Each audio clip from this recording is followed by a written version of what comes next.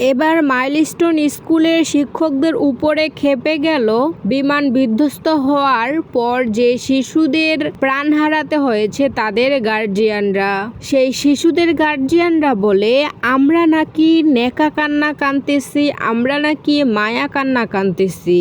আমাদের কলিজার টুকরা, আমাদের সন্তানরা আমাদেরকে ছেড়ে অনেক দূরে চলে গেছে, যাদের আমরা চাইলেও আর কখনো আমাদের কাছে নিয়ে আসতে পারবো না।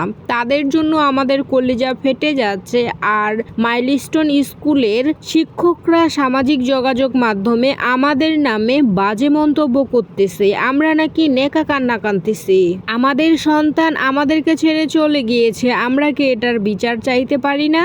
তারা আমাদেরকে কেন স্কুলে ঢুকতে দেয় না? কেন দারোয়ানকে দিয়ে আমাদেরকে বের করে দেওয়ায়? তারা কেন আমাদের নামে এরকম খারাপ মন্তব্য ছড়াচ্ছে?